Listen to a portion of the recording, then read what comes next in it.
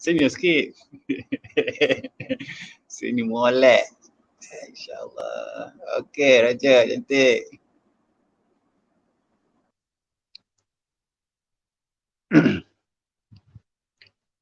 Assalamualaikum warahmatullahi wabarakatuh. Alhamdulillahi rabbil alamin. Wassalatu wassalamu ala asyrafil anbiya'i wal mursalin wa ala alihi wa sahbihi ajma'in. Rabbi syrah li sadri wa yassir li amri wa hlul 'uqdatam min lisani yafqahu qawli.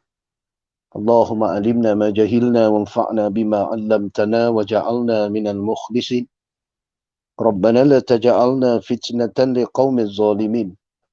ربنا أتمم لنا نورنا واغفر لنا إنك على كل شيء قدير ربنا أفرج علينا صبرا وثبت أقدامنا وانصرنا على القوم الظالمين اللهم صل على سيدنا محمد الفاتح لما أغلق والخاتم لما سبق ناصر الحق بالحق والهادي إلى صراطك المستقيم وعلى آله حق قدره wa miqdarihil azim. Alhamdulillah, syukur kita kepada Allah Subhanahu wa taala. Kerana dengan hidayah dan taufik daripada Allah dapat sama-sama kita berada di dalam satu majlis ilmu online yang dikenalikan oleh sahabat kita Abu Bakar daripada AK Audio Kuliah Fastaqim Global daripada Sungai Siput. Jadi kalau ikut malam ni ada pengajian online daripada mudir Ustaz Rashdan, tapi kerana beliau ada keuzuran, jadi saya ni free malam ni. Jadi saya gantilah. Biasalah. Pemain simpanan. Jadi bila pemain utama tak ada, pemain simpanan kena main peranan. Jadi insya-Allah malam ni kita akan berkongsi sedikit kisah berkaitan dengan Raja Iblis menghadap Raja Syurga, yakni Nabi kita Muhammad sallallahu alaihi wasallam. Jadi untuk maklumat para penonton yang dihormati, jadi kisah Iblis menghadap Nabi sallallahu alaihi wasallam ni diterbitkan oleh Haji Hashim bin Haji Abdullah. Dia ni orang Singapura. Dia ambil dalam beberapa hadis, antaranya hadis riwayat Ibnu Abbas. Jadi tanpa melengahkan masa lah. Jadi kita terus masuk kisah Iblis bersoal jawab dengan Nabi kita Muhammad sallallahu alaihi wasallam. Jadi dalam buku ni ataupun kitab ni dia ada beberapa kita kata soalan yang dikemukakan oleh Nabi SAW kepada Iblis laknatullah. Jadi kalau kita buka kitab ni A'udzubillahi minasyaitonirrajim. Bismillahirrahmanirrahim. Allah Subhanahu wa taala telah memerintahkan seorang malaikat supaya pergi kepada Raja Iblis laknatullah, menyuruh akan dia menghadap hadrat Nabi Muhammad sallallahu alaihi wasallam, mengkhabarkan segala jenis rahsia yang disukainya dan sekalian yang dibencinya. Jadi cerita yang kita nak sebut malam ni ialah cerita tentang seorang manusia ataupun makhluk, bukan manusia lah, makhluk yang dijadikan daripada api, yakni Iblis laknatullah. Allah Ta'ala perintahkan dia ni pi menghadap Nabi kita Muhammad sallallahu alaihi wasallam. Jadi Allah Ta'ala perintah Iblis ni pi menghadap Nabi kita Muhammad sallallahu alaihi wasallam, kemudian ceritakan kepada Nabi kita perkara-perkara yang dia suka ataupun rahsia-rahsia yang dia suka, dan juga cerita kepada Nabi kita tentang perkara-perkara yang dia tak suka. Itu dipanggil perintah. Ni cerita Iblis. Okey, pertama sekali Bila kita sebut iblis laknatullah, kan? Siapa dia iblis ni? Ni. Kita buka dalam sebuah kitab yang dikarang oleh Syekh Daud Al-Fatani rahimahullahu ta'ala. Nama kitab ni Jam'ul Fawaidi wa Jawahirul Qalaidi. Mana? Jam'ul Fawaidi wa Jawahirul Qalaidi. Nama kitab tu, tuan-tuan buka muka surat 5. Muka surat 5. Dia kata, dalam kitab ni Syekh Daud kata gini. Kata qila, kata setengah ulama, bahwasanya Allah Subhanahu wa ta'ala mengubahkan dengan celaka maksiat akan beberapa perkara. Jadi, kata Syekh Daud, Allah Ta'ala ni ubah beberapa perkara sebab maksiat. Bila berlaku maksiat, kerana maksiat itu, Allah Ta'ala ubah beberapa perkara. Dan antara perkara yang Allah Ta'ala ubah, iaitu Allah Ta'ala mengubahkan nama iblis. Pertama, kerana maksiat, Allah Ta'ala ubah nama iblis, laknatullah. Jadi sebelum dia diubah menjadi nama iblis, namanya Azazil. Nama dia Azazil. Sedap dengarlah, Azazil. Nama dia Azazil, dia kata.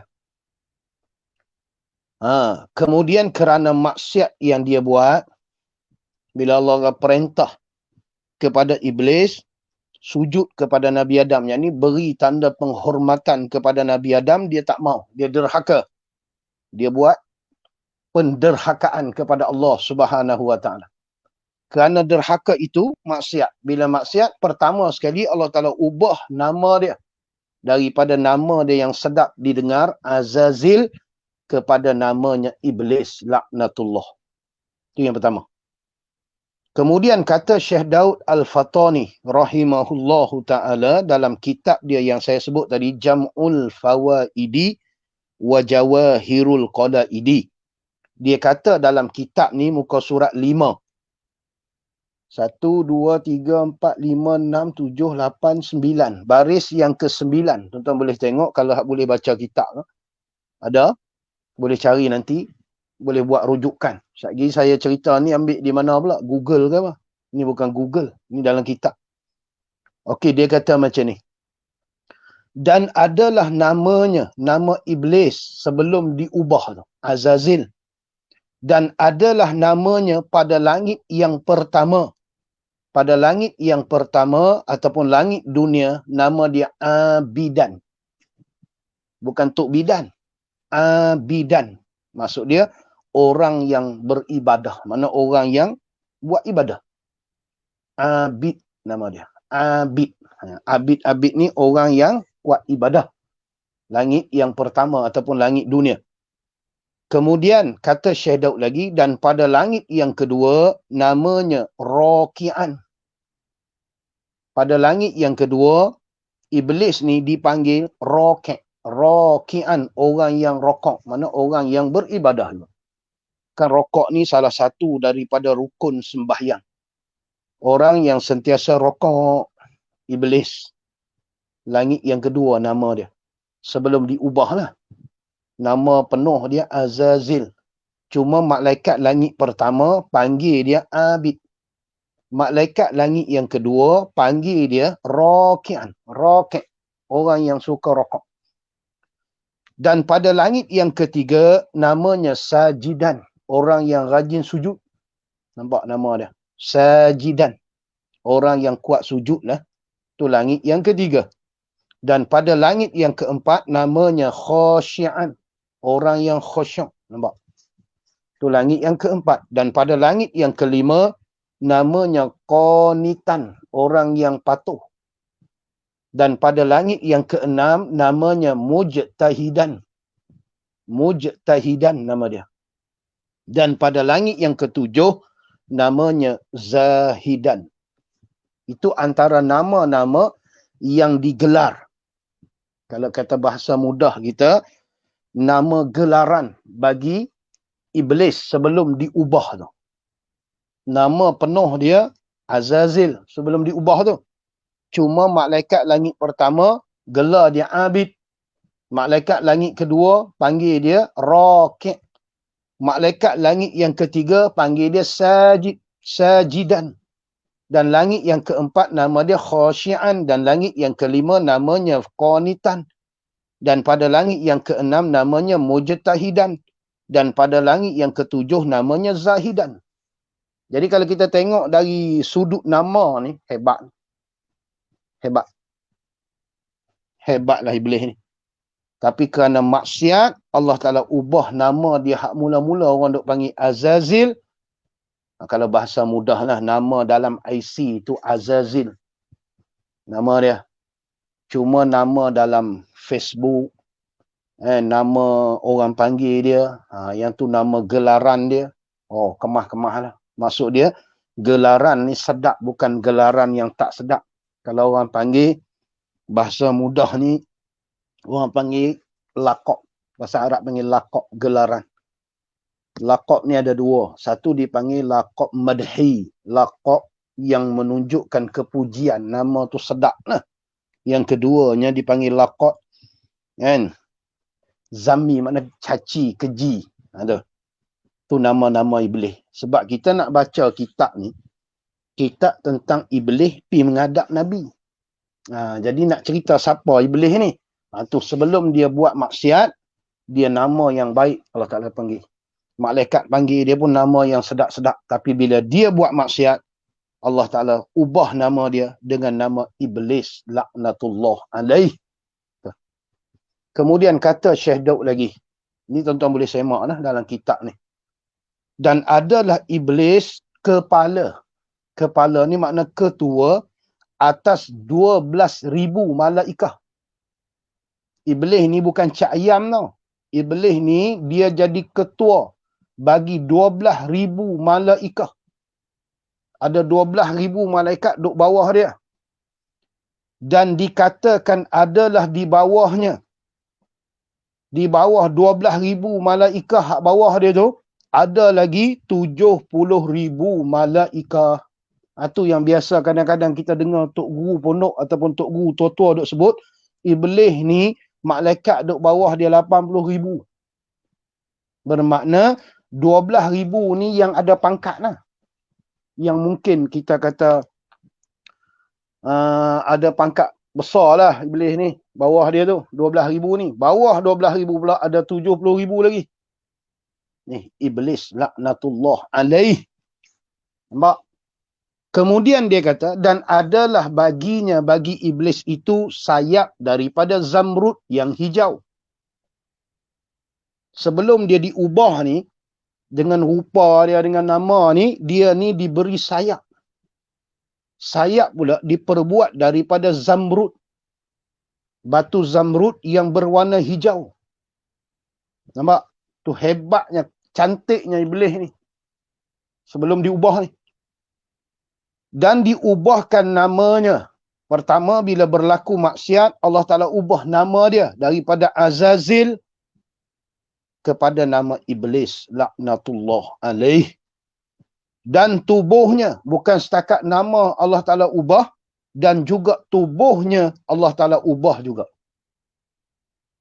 Kata Syekh Daud, dan dijadi akan dia, akan Iblis berbalik, terbalik, bukan terbalik golek tu, makna bertukar lagi najis. Dia ni bukan setakat nama dia diubah, tubuh dia pun Allah Ta'ala ubah. Daripada tubuh yang mempunyai sayap yang berwarna hijau, zamrud yang berwarna hijau, menjadi tubuh dia ni najis. Lagi dinasahkan rupa atasnya. Rupa dia pun berubah terus. Allah Ta'ala ubah rupa dia. Tubuh dia pun berubah, rupa dia pun berubah. Dia kata rupa tubuhnya seperti babi. Ini disebut oleh Syekh Daud ni. Rupanya seperti babi. Dan mukanya seperti kera. Kera dan babi. Makna dia muka dia macam kera, tubuh dia macam babi. Sebab tu pergi tanya orang yang duk buat perubatan ni, cara Islam ni. Kan kadang-kadang orang yang duk rasuk ni, dia nampak beruk, dia nampak kera, dia nampak babi. Kan setengah orang nak kena rasuk tu dia nampak benda tu. Nampak babi lah. Dan mari lembaga seperti babi, lembaga seperti kera. Nak cerita kata, tu rupa iblis bila Allah Ta'ala ubah. Daripada rupa yang cemerlang bercahaya, bertukar menjadi tubuhnya babi, mukanya kera. Nampak tak tu? Itu lebih kurang sedikit sebanyak tentang iblis laknatullah alaih. Banyak lagi lah dia cerita. Jadi yang kita nak cerita ni siapa dia ni? Iblis laknatullah alaih. Mai jumpa Nabi atas perintah Allah Subhanahu wa taala. Allah Taala perintah dia pergi. Dia mari menghadap Nabi supaya dia cerita rahsia-rahsia dia. Tu hikmah. Saya ingat lah, ni pengalaman lah. Kitab ni saya pernah pergi daurah. Tapi tak dan habis lah. Daurah di sebuah pondok di belah Kedah. Pondok tu nama dia Pondok Sungai Karangan. Orang panggil Pondok Sungai Karangan. Jadi Tok Guru tu nama Tok Guru Tuan Guru Haji Adnan. Orang panggil Tok Guru Haji Nan. Sungai Karangan. Jadi kebetulan hari tu saya nak pergi kuliah di Penang. Jadi saya keluar pagi. Saya keluar awal. Dan kebetulan sampai di sana nak semayang asar. Lepas asar Tok Guru buat kuliah. Baca kitab yang saya baca ni lah. Kitab Kisah Raja Syurga. Bersoal jawab dengan Raja Neraka. Iblis laknatullah. Raja Syurga Nabi kita Muhammad SAW. Raja Neraka ialah Iblis laknatullah alaih. Jadi masa nak baca tu, Tok Guru pun cerita lah. Lebih kurang sikit cerita dia. Dia kata, bila nak baca kitab ni, kadang-kadang tak boleh nak baca lah. Ada saja gangguan. Pasal apa? Pasal nak cerita rahsia Iblis. Jadi dia. Pasal kita nak pergi cerita rahsia dia. Jadi kalau boleh dia tak mahu bagi kita cerita lah. Jadi dia. Tu Iblis lah. Okey.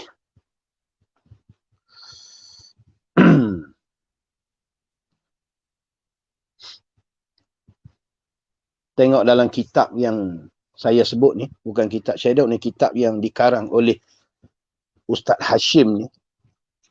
Dan Ustaz Haji Hashim bin Haji Abdullah ni. Dia kata, adapun hikmah yang demikian ini ialah kerana membesarkan ketinggian darjat Nabi Muhammad sallallahu alaihi wasallam dan juga supaya menjadi sesuatu perisai dan peringatan atas sekalian kita umat Muhammad sallallahu alaihi wasallam. Maksud dia kata gini. Apa hikmah Allah Taala suruh Iblis menghadap Nabi? Hikmah dia apa? Pertama, nak cerita kata tingginya darjat Nabi sallallahu alaihi wasallam. Tingginya darjat Nabi kita Muhammad sallallahu alaihi wasallam. Yang keduanya, kerana apa? Kerana nak bagi jadi perisai, pendinding dan peringatan untuk kita umat Nabi sallallahu alaihi wasallam. Supaya berhati-hati dengan tipu daya iblis laknatullah alaih. Maka malaikat itu pun datanglah ke hadapan iblis alaihi laknatullah, katanya, hai iblis, bahawa Tuhan yang maha mulia lagi maha besar menyuruhkan engkau menghadap hadrat Rasulullah sallallahu alaihi wasallam. Hendaklah engkau bukakan segala rahsiamu dan apa-apa yang disoal oleh Nabi Muhammad sallallahu alaihi wasallam itu hendaklah engkau jawab dengan sebenarnya. Jika engkau berdusta walau satu perkataan sekalipun, nescaya diputuskan segala suku-suku engkau, suku-suku anggotamu dan segala uratmu serta disiksa engkau dengan azab yang amat keras.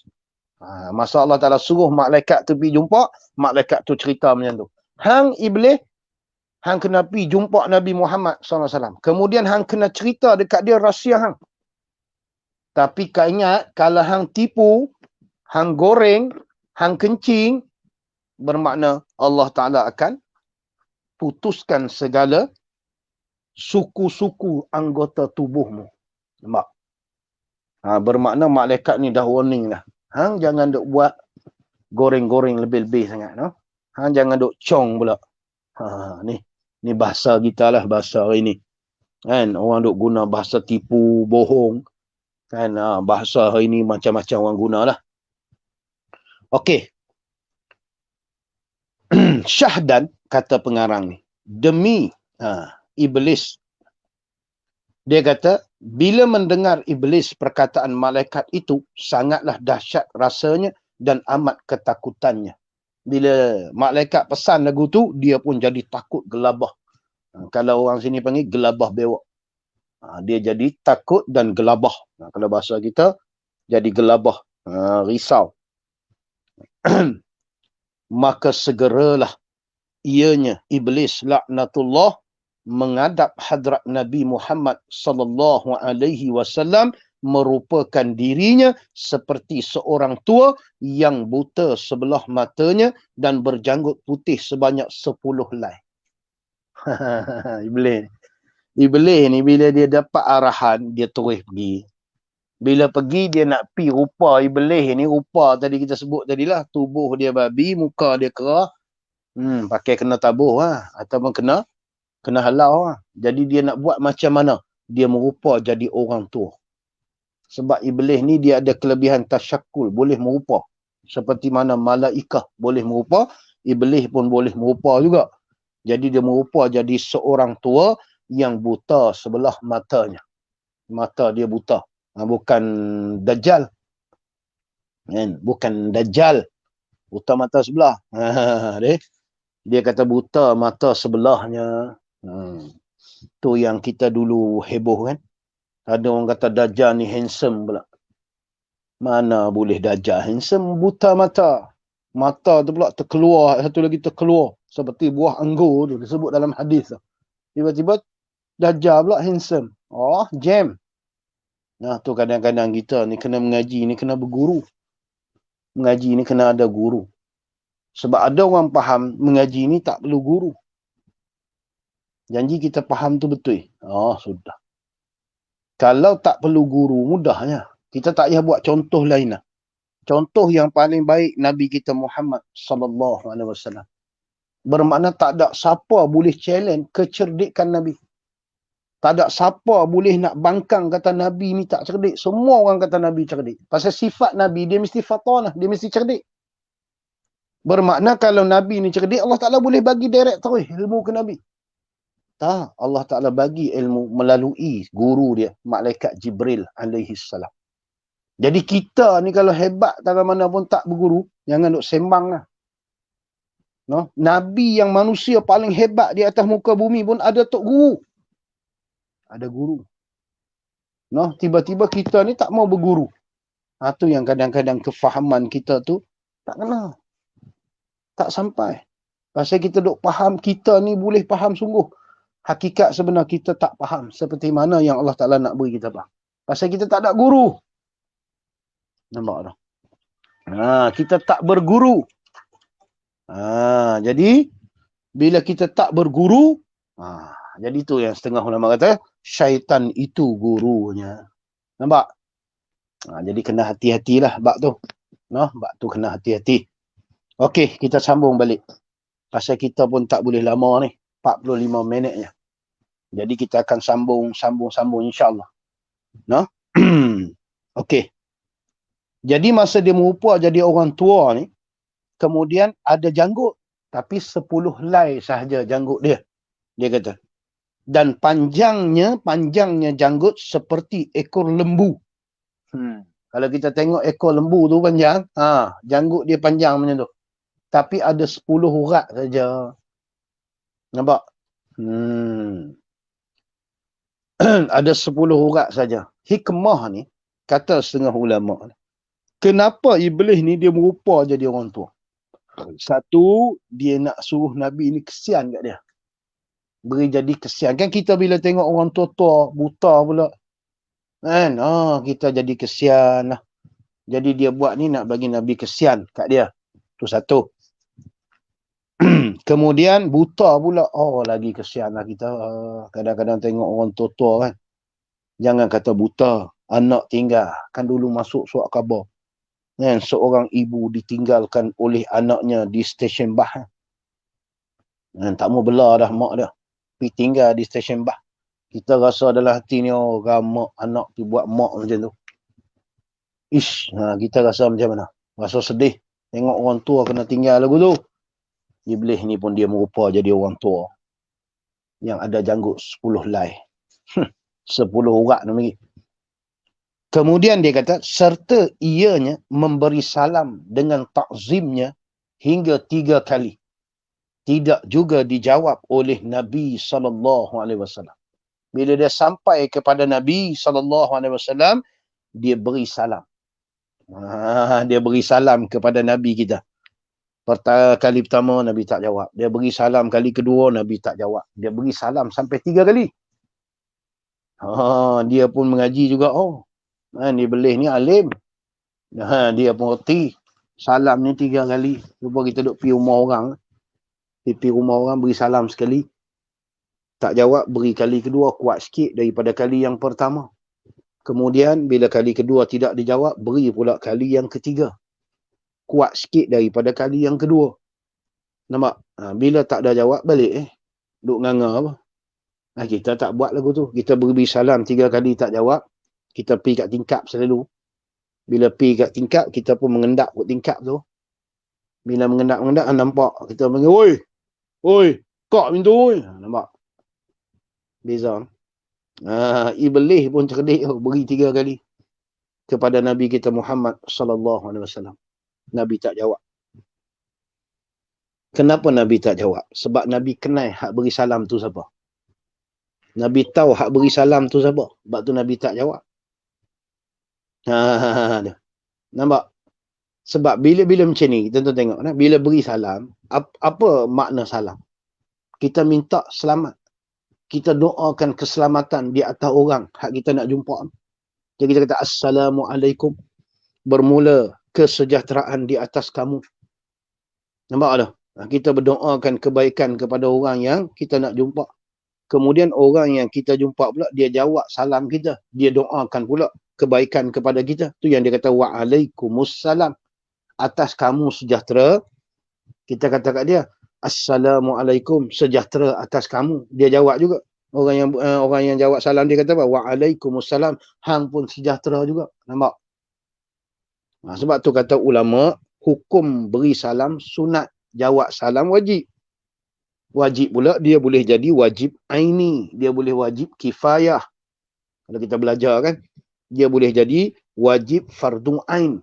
Makna dia individu tu kena jawab. Boleh jadi jawab salam itu fardu kifayah. Ataupun wajib kifayah. Memadai orang yang jawab. Tak semua jawab pun tak apa. Ada 10 orang. Kita duduk sembang-sembang 10 orang. Tiba-tiba orang mai beri salam. Assalamualaikum. Semua kita dengar.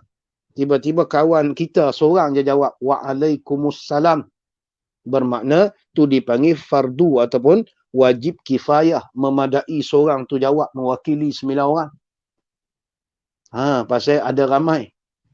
Tapi kalau kita duduk seorang, orang mai beri salam seorang. Orang tu mai 10 orang. Kan?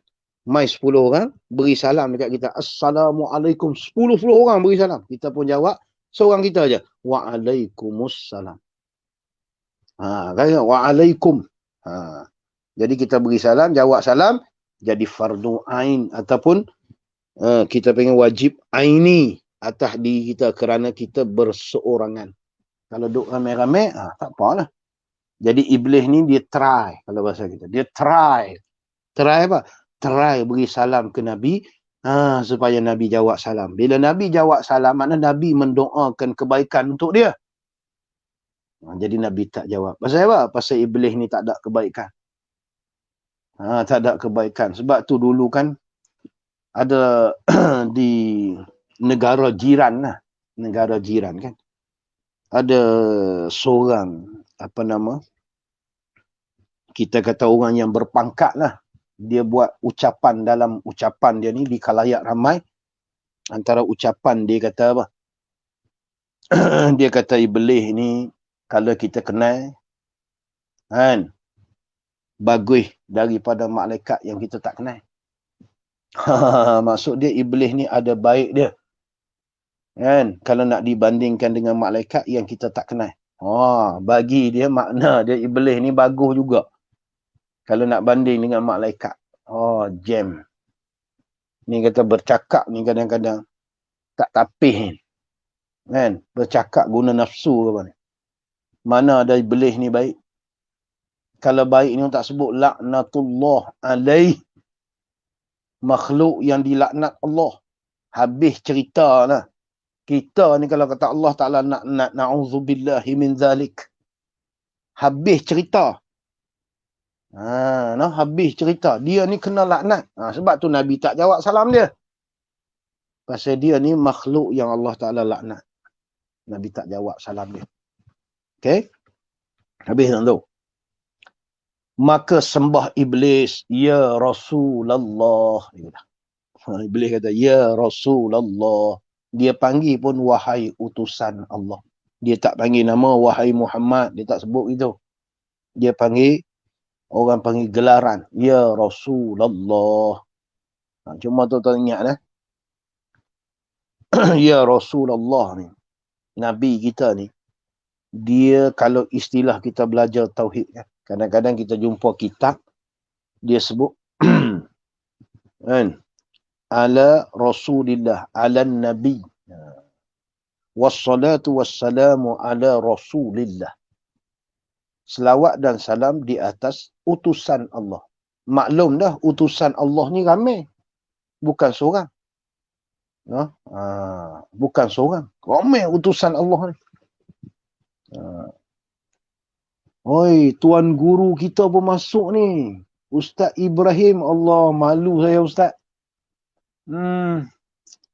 Kalau tak betul tegak Ustaz. Jadi utusan Allah ni ramai.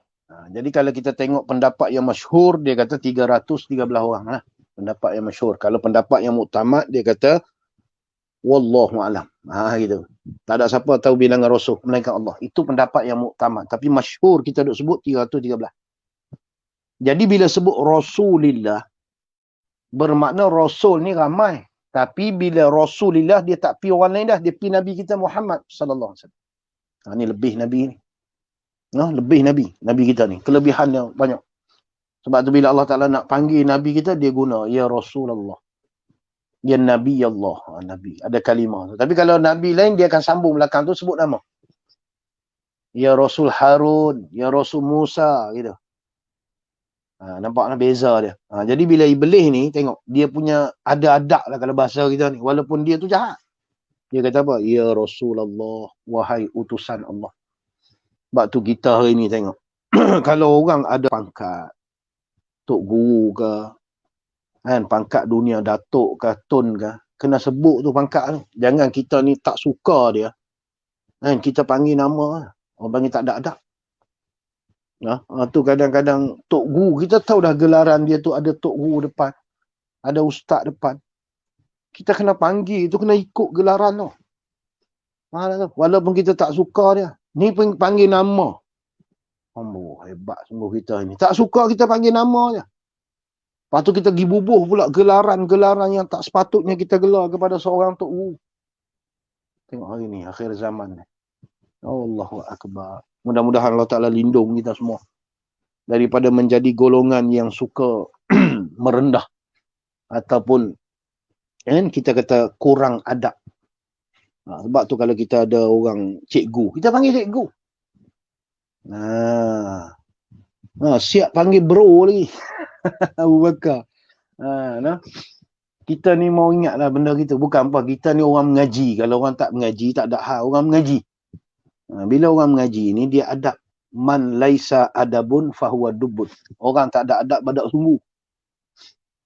Tu kadang-kadang kena jaga adab. Cuba kita jumpa ayah kita, kita panggil nama. Tapi jumpa ayah kita, kita panggil nama.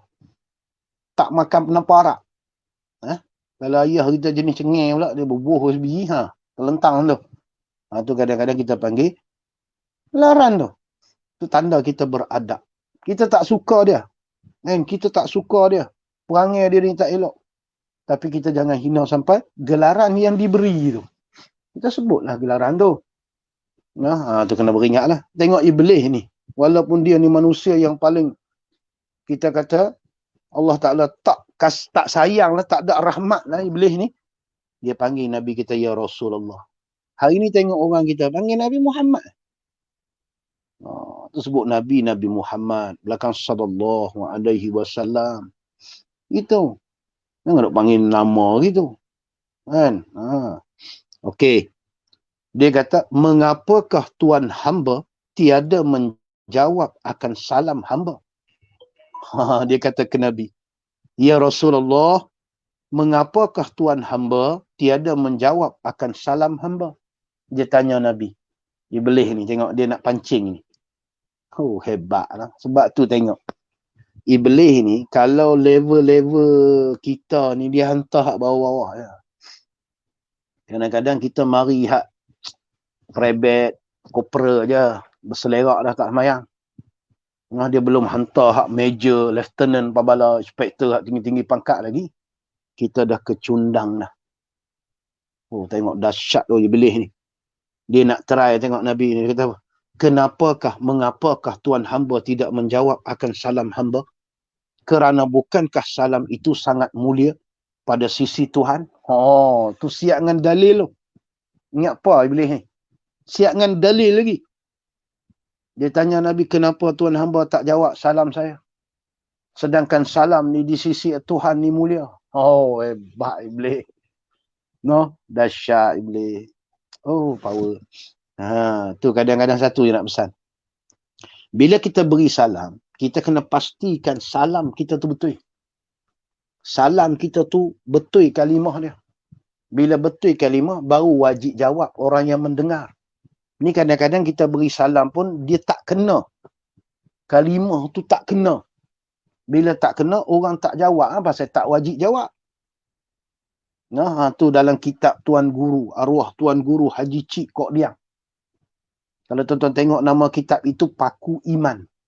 Tuan tengok mukaddimah kitab tu, dia sebut dah. Kan? Hari ni ramai orang beri salam pak pandai dia dah. Salam pak pandai ni kadang-kadang dia tak cukup kalimah. Bila tak cukup kalimah, dia bukan makna sejahtera. Dia bukan makna selamat. Dia boleh berubah makna. Itu bahasa Arab. Kadang-kadang kalimah tu jatuh, berubah makna. Kadang-kadang baris tu salah, berubah makna. Itu bahasa Arab. Dia bukan bahasa kita. Kita ni buang huruf pun duk faham juga. Ni tak, buang huruf dia berubah makna. Itu antara disebut oleh Tuan Guru, arwah Tuan Guru Haji Cik dalam kitab Paku Iman. Biasa kita dengar orang beri salam apa? Assalamualaikum. Assalamualaikum. Assalamualaikum. Kalau dalam kitab tu dia kata apa? Assalamualaikum tu makna mampus engkau. Kita nak doa orang selamat. Hang selamat. Sepatutnya macam itulah. Bermula selamat atas engkau. Tiba bila kita tak beri salam pak pandai, kita mendoakan kebinasaan. Kalau bahasa kasar kita sebut mampui hang. Kita pula tak reti. Bila tak reti, dia doa kita mampui, kita doa dia hidup. Kita kata waalaikumsalam. Hang selamat, aku mampui. Nampak lah. Tu kadang-kadang kena reti juga benda tu. Walaupun nampak biasa nah. Nampak tu beri salam betul-betul. Assalamualaikum. Itulah. Cuma ada orang amboi hang dengan tajwid semua cukup. Dia bukan masalah tajwid. Dia masalah kalimah tu nak beri betul makna dia sejahtera. Assalamualaikum. Kawan tu jawab waalaikumsalam. Kemah Cuma agama ni bila kita beri salam, orang beri salam assalamualaikum, kita sunat jawab ataupun wajib jawab lebih. Paling elok bagi lebih. Sebab jawab salam ni wajib kan. Jadi kita hak paling elok kita bagi lebih daripada kalimah yang dia bagi. Kalau dia kata assalamualaikum, kita jawab waalaikumsalam warahmatullah.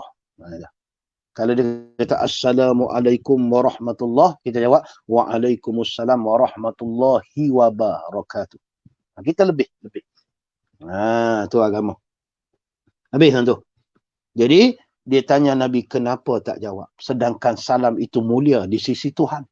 Tu dalil. Iblis buat keluar dalil. Maka jawab Nabi SAW dengan marahnya. Nabi ni dengan marah dia jawab. Nabi ni bila marah bukan macam kita. Ada setengah sahabat dia kata Nabi ni kulit dia putih merah. Bila dia marah nampak merah. Pipi dia tu. Tahu Nabi marah. Nabi marah. Nabi kata, wahai seteru Allah. Nabi tak kata Iblis, wahai seteru Allah. Nabi kata, kepada akukah engkau menunjukkan makarmu? Maksud dia tipu dayamu. Berpatutanlah muka engkau dengan halmu itu. Engkau hendak tipu akan daku sebagaimana yang telah engkau tipu beberapa orang, ataupun dia sebut di sini, engkau tipu akan Nabi Adam alaihi salam daripada syurga, dan Habil mati terinaya dibunuh oleh Qabil dengan sebab asutan engkau, dan Nabi Allah Ayub engkau tiup asap racun pada masa ia sedang sujud di dalam sembahyangnya, hingga beberapa lamanya ia menanggung sengsara oleh perbuatan engkau. Nabi ceramah. Nabi kenal Iblis. Sebab Iblis ni dia tak boleh tipu. Dia tak boleh tipu Nabi. Ini kelebihan. Salah satu kelebihan Nabi, Iblis ni dia tak boleh merupa menjadi Nabi kita Muhammad sallallahu alaihi wasallam. Dia tak boleh merupa. Sebab tu kalau dia merupa jadi Nabi, habis dia, terbakar. Sebab tu kalau orang cerita kata mimpi Nabi, boleh jadi betul. Syarat dia gini. Bila dia sebut dia mimpi Nabi, dia ada ciri-ciri yang disebut dalam hadis. Nabi ini tubuh dia macam mana, rambut dia macam mana. Jadi kalau dia pergi cerita kata seseorang ni mengaku pergi habaq kat kita, kata dia jumpa Nabi, dia mimpi Nabi. Jumpa Nabi dalam mimpi. Kita pun tanya. Boleh jadi betul. Tapi kita nak pastikan betul cerita dia tu, kita tanya dulu. Nabi yang hang mimpi tu, hang nampak macam mana? Dia kata tinggi. Tubuh dia tinggi dia. Rambut kerinting. Bukan dia. Kalau dia cerita tinggi, rambut kerinting, boleh jadi Drogba, pemain Chelsea. Ataupun boleh jadi siapa? Rambut kerinting. Main mana kita tak tahulah. Boleh jadi bermakna bukan Nabi sallallahu alaihi wasallam. Nabi rambut dia tak kerinting, rambut dia ikal mayang. Boleh buka dalam Syama'il Muhammadiyah yang dikarang oleh Imam Tirmizi tu. Boleh tengok. Tubuh Nabi pula dia ni tak tinggi sangat, tak rendah sangat, sedang-sedang. Tiba-tiba hang mimpi tinggi. Kemudian hang kita pula kulit hitam. Bukan dia. Itu Afrika mana hang mimpi pun tak tahu. Ni kadang-kadang orang nak cerita mimpi, boleh jadi mimpi Nabi. Tapi betul kan Nabi yang hang mimpi tu? Sebab Iblis dia tak boleh merupa jadi Nabi. Tapi dia boleh merupa yang bukan Nabi. Ingat molek tu? Cuma di sini ni dia nak main peranan dia, nak tipu lah, nak kecoh. Nabi dengan cara jadi orang tua buta mata sebelah, beri salam. Kemudian dia kata pula Nabi tak jawab salam, sedangkan salam ni mulia di sisi Tuhan. Nabi sam terus lah kalau bahasa kita. Wahai seteru Allah, hang nak tipu aku lah. Hang ingat aku tak kenal hang lah. Kalau bahasa kita lah. Hang lah punca beberapa orang Nabi sengsara. Nabi ceramah bagi. Nampak tu?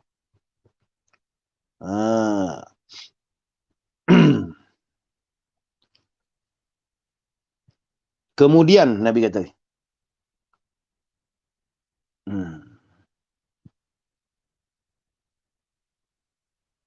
maka aku kenal baik-baik bahawa engkaulah iblis, raja segala syaitan yang menyamarkan diri. Hang tak usah duk kencing lah. Hang tak usah duk gelembong lah. Hang tak usah duk goreng lah. Hang ni aku kenal sangat lah. Hang ni lah raja iblis, raja bagi segala syaitan. Nampak? Nabi sang terus. Nabi abak terus. Apa kita lah kalau duk kawan baik ni. Hang tak usah duk Berlakon lah. Aku boleh kenal. Tu yang setengah orang kata, hang ni kalau pakai sari pun aku kenal. Nampak? Sampai tara tu kita punya kenal. Sebab tu orang dulu-dulu kan, dia tak perlu orang panggil, tanya kita anak siapa. Dia tengok muka kita, dia terus kata, hang anak ni orang dulu. Dia ada ilmu tengok meh.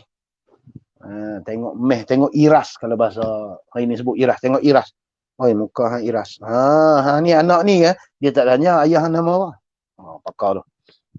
Sebab tu dia ada orang panggil istilah. Kalau hari ni orang panggil lebih kurang tok bidan lah. Tu kadang-kadang dia tengok budak ni, dia main tengok budak kaki ni. Dia kata kaki ni macam ayah dia. Dia boleh kenal ya. Nampak tak? Pakar. Jadi ni Nabi. Allah Ta'ala buka dah rahsia. Dia ni iblis. Dia habak terus. Hang ni iblis. Maka sembah iblis. Kemudian Nabi tanya lagi. Apakah kehendak engkau datang mendapatkan aku ini? Hang mai ni pasal apa? Hang ingat aku tak kenal hang ke? Tu kalau bahasa dia. Hang mai ni pasal apa? Nabi tanya. Maka sembah iblis laknatullah. Ya Nabi Allah. Dia kata. Janganlah Tuhan hamba marah. Demi sebenarnya Tuhan hamba khatamun Nabi. Iblis mengaku ni. Bila Nabi kata hang mai buat apa? Iblis kata jangan marah. Jangan marah. Nak buat macam mana? PKP disambung. Jangan marah. Kena sabar. PKP disambung. Aduh, nak buat lagu mana? Ni ketentuan kena terima. Tuan-tuan tak apalah. Walaupun PKP disambung, tuan-tuan boleh keluar. Macam saya di sini, tak apa saya boleh keluar ni. Cuma saya tak boleh pergi ziarah mak saya. Pasal kami ni duduk taman. Bila taman boleh keluar. Pasal kami ni duduk laluan lain. Jadi rumah mak saya tu bukan jauh. Kalau duduk sini lebih kurang 1 kilometer pun tak sampai. Lebih kurang itulah. Makna dia nak pergi rumah mak saya tak boleh. Pasal dah kawat keliling. Nampak? Walaupun saya duduk dekat ni, tak boleh nak pergi. Tu kan kena sabar nak buat macam mana. Kita rindu mak kita lah, ayah kita lah. Siapa tak rindu? Semua orang rindu. Tambah-tambah tak boleh balik. Yang paling kita kesian tu lah. Yang duduk barisan depan. Yang mana dibekukan cuti. Tuan-tuan tak kesian. Tengok polis, askar kan. Yang mana mereka ni daripada awal itu duduk jaga sampailah raya tak boleh balik. Duduk tunggu situ. Tu kadang-kadang mereka tu lebih lagi kalau nak balik. Kalau nak banding kita. Jadi mereka tu lebih lagi. Pasal mereka ni bertungkus lumuh ni tak tahu lama mana kita tengok. Dekat 2 tahun. Tuan-tuan fikir sendiri lah. Sebab tu kadang-kadang kita kesengsaraan orang ni dahsyat lah kita. Kita ni sampai sikit lah. Taklah tara mana. Tu pun tak boleh sabar. Sabar. Jangan marah. Jangan kecam ya. Jangan marah. Ni boleh kata janganlah Tuhan hamba marah. Sesungguhnya Tuhan hamba ni kesudahan segala Nabi dan kesudahan segala Rasul dan kekasih Allah Ta'ala.